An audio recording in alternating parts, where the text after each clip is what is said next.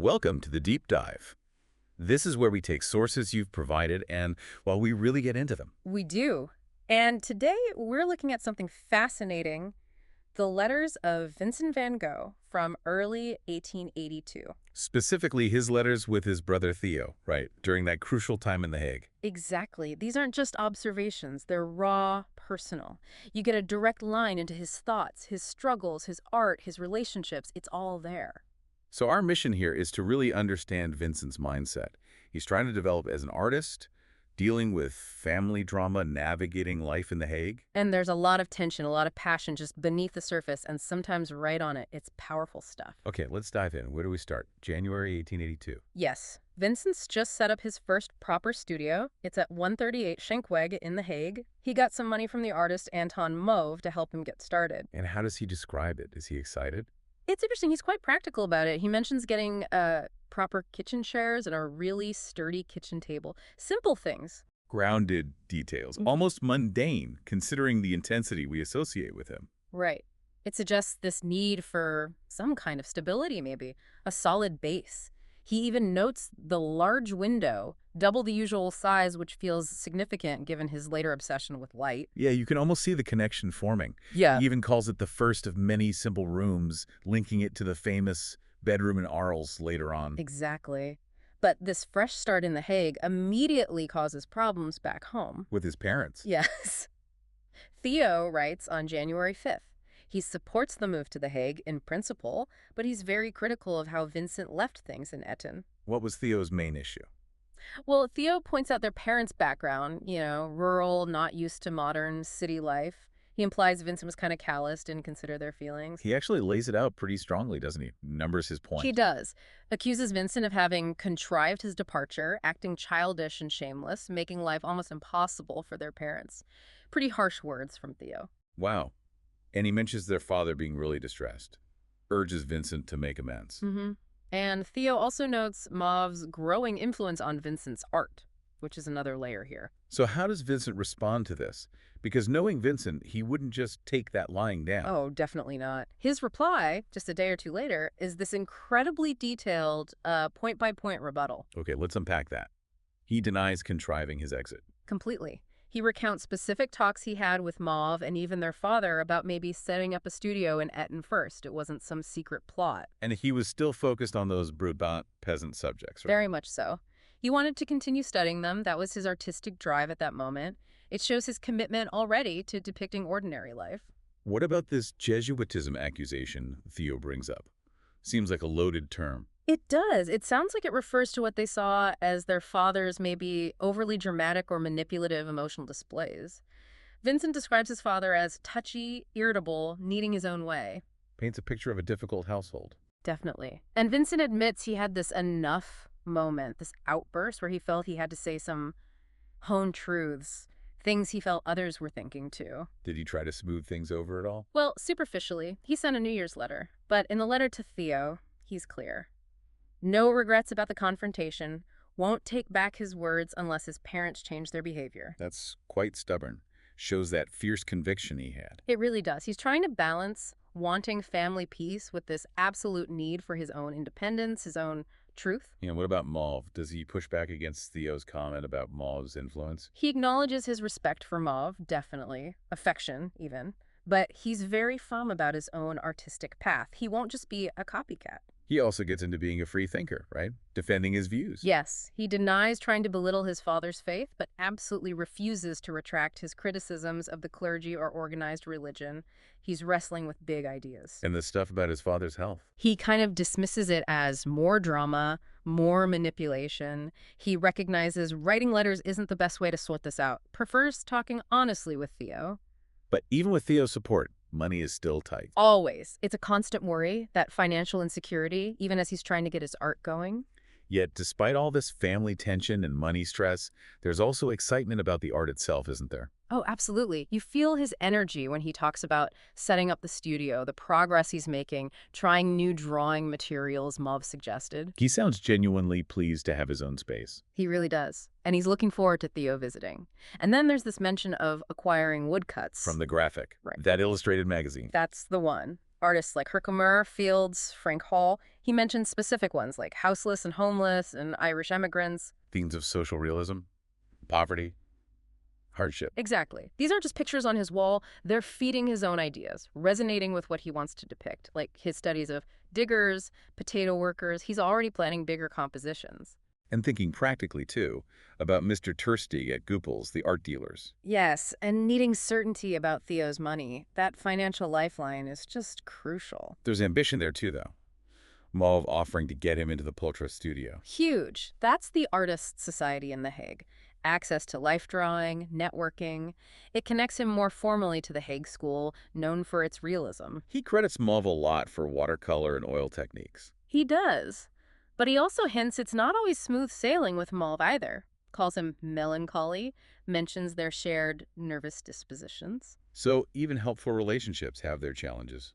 And the money worries make poultry even more important. Absolutely. He needs those life drawing classes. His passion for drawing, though, it's palpable. He compares it to a sailor's love for the sea. It's fundamental to him. And where is he finding his subjects? His models? Among the poor, the working class, the marginalized people of The Hague, that's where he feels the truth is. Does he get any support from other artists? Some. He mentions Breitner, who's also interested in working class subjects, and Weissenbruck, who apparently liked his pen drawings. Small bits of validation, but important. And the biography of Millet. That was a big influence, wasn't it? Immense. Alfred Sensier's book on Jean-Francois Millet. Van Gogh saw his own path reflected there, the focus on peasant life, rural scenes. It was like a confirmation for him. Like Bunyan's Pilgrim's Progress was earlier, maybe? A guiding text? Sort of, yeah. A justification and an inspiration. But then there's Tursteig again. That relationship seems complicated. Tursteig from the gallery, Goupil and C. Vincent wants his approval. He seems to, yes, Tursteig is influential, but Vincent is also really critical of him, his values. He feels alienated by the commercial side of art. You see that conflict when he refuses to just paint easy-selling watercolors, right? Exactly. He insists on delving deep into nature, focusing on those fundamental figure studies, even if they don't sell immediately. He even argues with his uncle CM, another dealer, about artists' private lives. Sticking to his guns. Always. And then, then in a letter from March 3rd, he introduces Clasina Hornick, Scene. Ah, scene.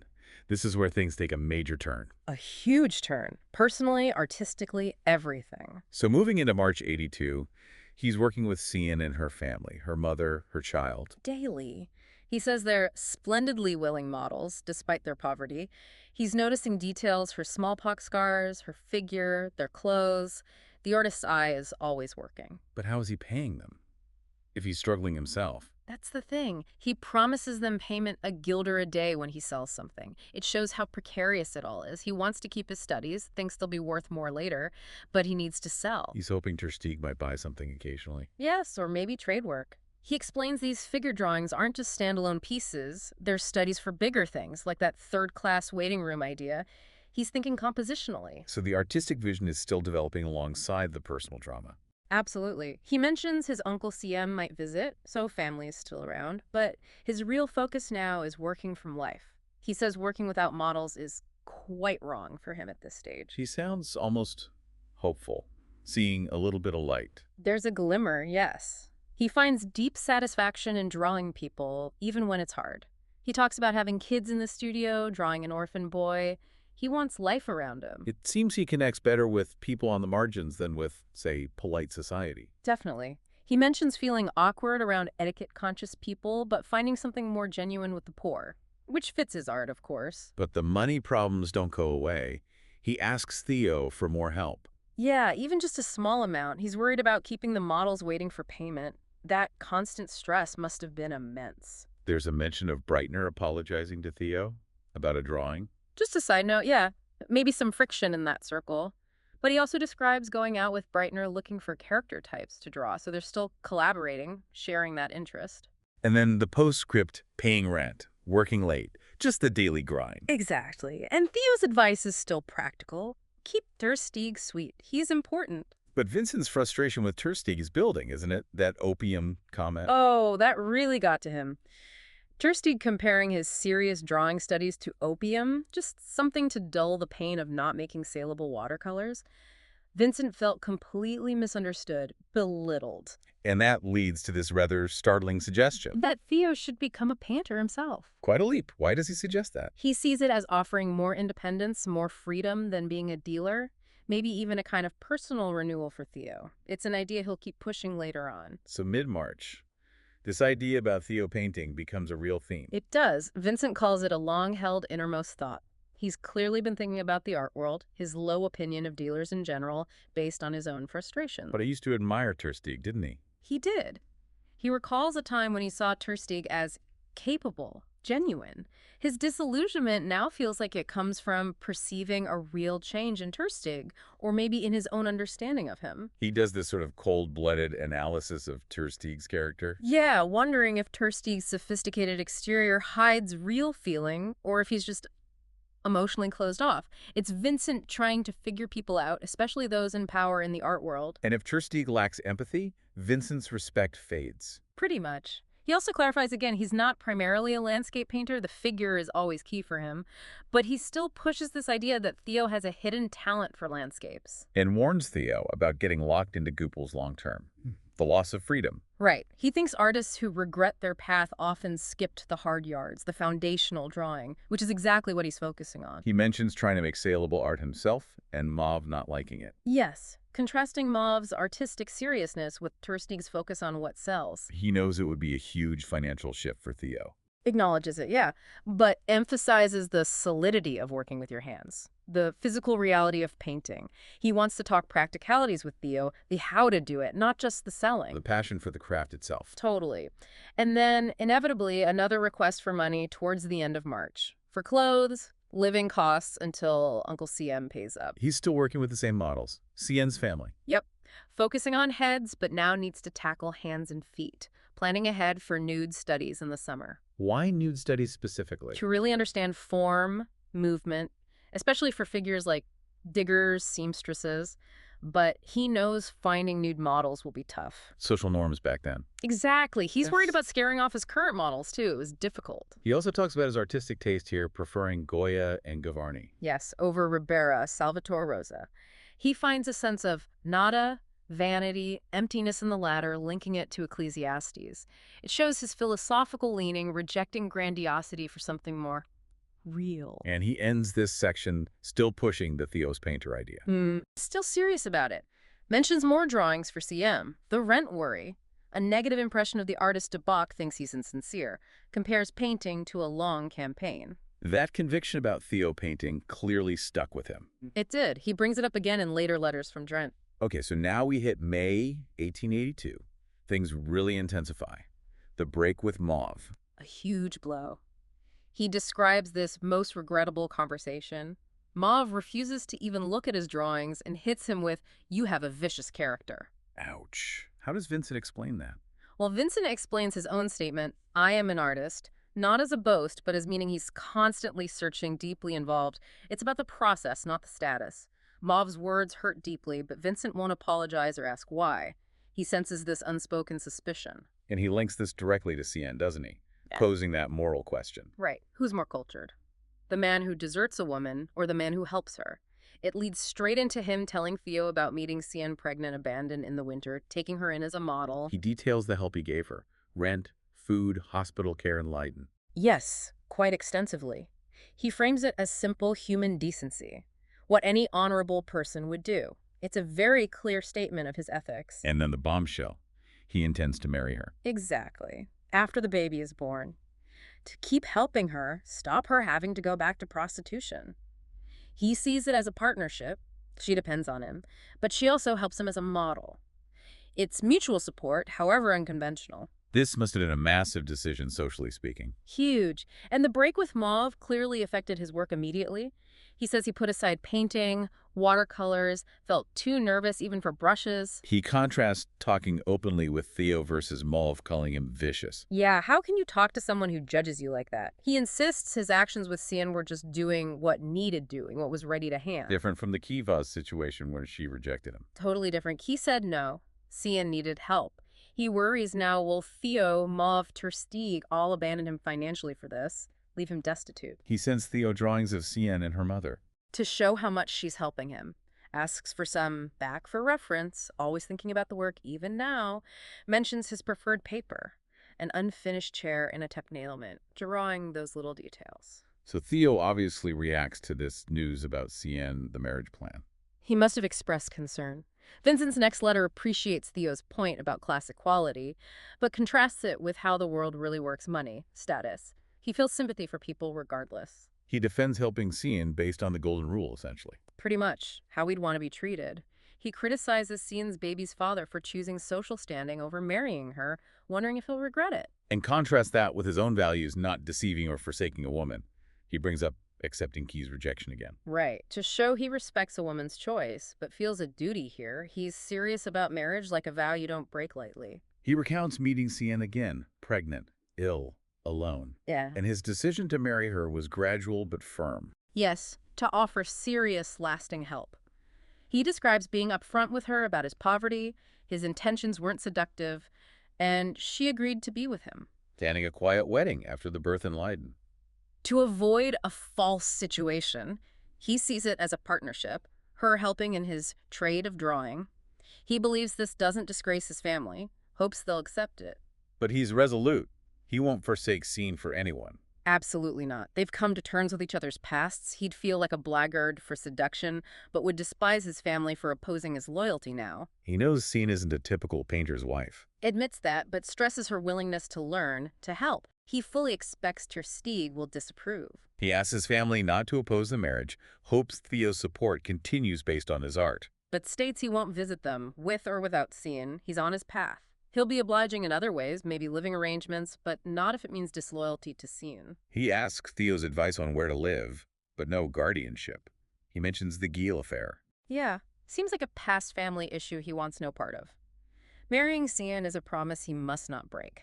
He contrasts this decisiveness with chasing Kivas futilely. He feels he's found his way now, his vocation, more proactive. Exactly. He thinks maybe Theo's negative reaction was hasty. He even brings up a past relationship of Theo's where their father intervened and a promise was broken. He contrasts that with his own situation, older, independent. He asserts his right as an adult to choose his own path. Strongly.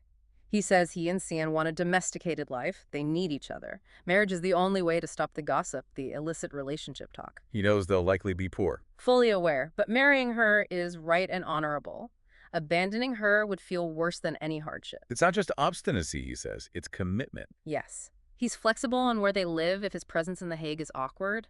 Just needs a studio, living room, bedroom, willing to move. And then the crucial ask, a steady allowance, 150 francs a month. So he can focus, get basic necessities, even if the art isn't selling yet. He spells it out.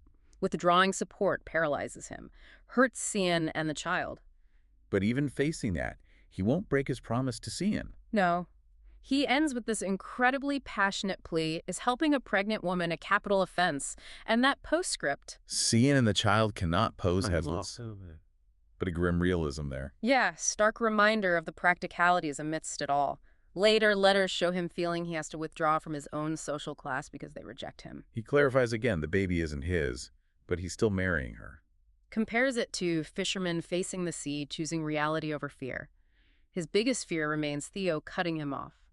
The death sentence. But he brings up Kivas again, the true key to why he's doing this. He does. The death of that love left this infinite void. He feels he needs to experience domestic life to paint it authentically. Resurgam, I shall rise again. He knows marrying CN, a prostitute down on her luck, pushes him further from his family. Accepts it. Finds his simple working man life more comfortable now anyway.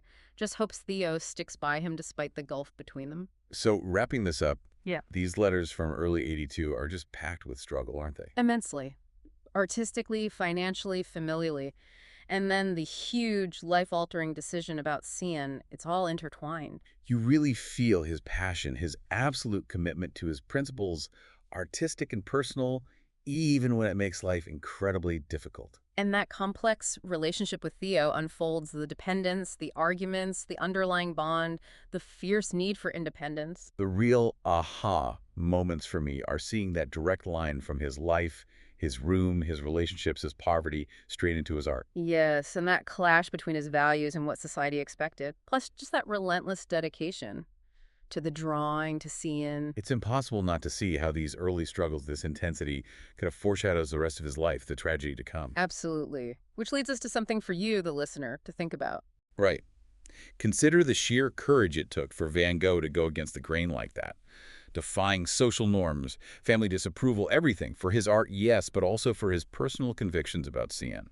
What can we take from that? His willingness to embrace the unconventional, even at such a high personal cost, it really makes you reflect on your own principles and what it takes to live by them authentically.